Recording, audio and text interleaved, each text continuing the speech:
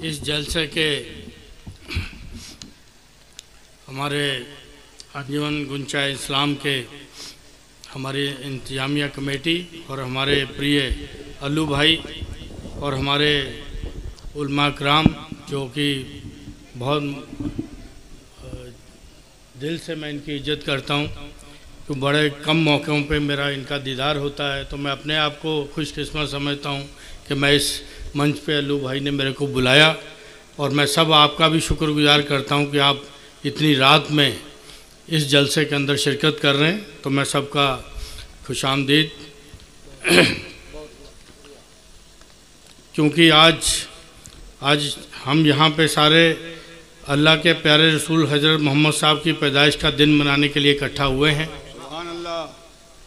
और उनके पूरे जीवन में उन्होंने हमेशा जो हिदायतें दी हैं, जो शिक्षाएं दी हैं, वो आज भी 1400 साल हो गए। 1400 साल के बाद आगे भी कुछ होंगे साल, 1400 साल और आगे होंगे और भी आगे होंगे, लेकिन वो समाज के लिए हमेशा मार्गदर्शक का काम करते रहेंगे। उनकी हिदायतें जो थी, क्योंकि उन्होंने उनका अपना पूरा जीवन एक आदर्श रहा है, चाहे वो एक पिता के रूप में हो, चाहे एक दोस्त के रूप में हो, चाहे वो एक रिलीजन के नेता के रूप में हो। उन्होंने हमें सिखाया ईमानदारी, दया और इंसाफ कैसे अपनाया जाए। उनकी सबसे खास बात थी कि उनका हर इंसान के बराबर व्यवहार करना, कि हर इंसान के साथ एक जैसा व्यवहार करना, ये उनकी शिक्षाओं में शामिल था। हमें अमीरी, गरीबी, रंग, नस्ल, धर्म आधार पे किसी के साथ भेदभाव नहीं करना, ये उनकी हिदायत थी। और उन्होंने जो सबसे बड़ी बात यहाँ पे किया, जो आज भी कुछ फ़िरका परस्तें ताकतें जो हमारे अमन व चैन को, गंगा जमनी तहजीब को ख़राब करने जा रही हैं, उनके लिए भी उन्होंने शांति और करुणा का संदेश दिया था। मोहम्मद साहब का सबसे बड़ा संदेश शांति और करुणा का था। उन्होंने हमेशा हमें दूसरों से प्रेम करने की और क्षमा करने की शिक्षा दी, जैसा कि अभी साहब हमारे सुल्तानपुर से आए, उन्होंने फरमाया। उनका एक प्रसिद्ध कथन था, तुमसे सबसे अच्छा वो है जो दूसरों के लिए सबसे ज़्यादा फ़ायदेमंद हो।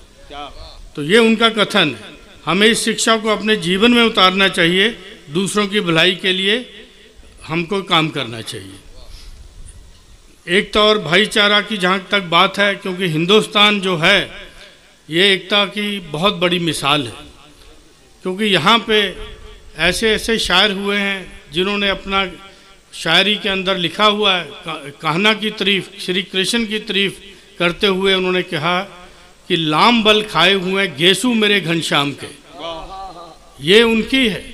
आज के लोग शायद जानते भी ना होंगे, जो भी आजकल के कुछ इस तरह के लोग फ़िरका परस्त जो पैदा हुए हैं, उनको पता भी नहीं होगा कि ये किस आदमी ने इस कृष्ण की तारीफ़ के लिए कहा था।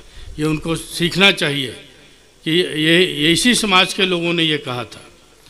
और उसके बाद, क्योंकि मुसलमान एक भाईचारे का हिस्सा है, जब दुनिया में कई चुनौतियां जूझ रही हैं, तो हम अपने अंदर एकता और भाईचारे को बढ़ावा देना चाहिए।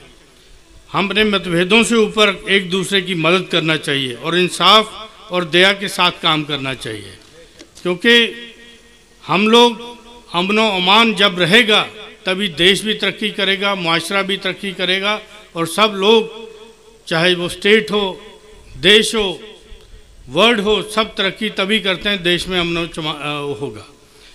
आज हम इस पवित्र दिन पर यह संकल्प लें कि हम मोहम्मद साहब की शिक्षाओं के अनुसार चलेंगे, उनके जीवन से प्रेरणा लेकर शांति और करुणा, भाईचारे का संदेश फैलाएंगे। अल्लाह से दुआ है कि भाई हमें सही रास्ते पर चलने की ताकत दे और मोहम्मद साहब के बताए हुए रास्ते पर हम चलने की कोशिश करेंगे और चल भी रहे हैं और आगे भी चलेंगे, ऐसी मेरी कामना है। और ईद उल मिलाद नबी की सबकी मुबारकबाद आपको।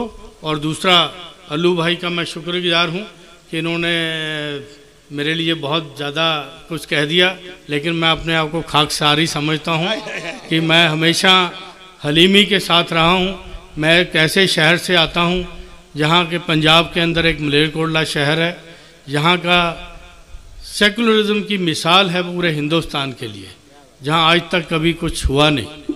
यहाँ हिंदू और मुस्लिम अमन व अमान से रहते हैं, एक दूसरे को त्योहारों के अंदर शामिल होते हैं।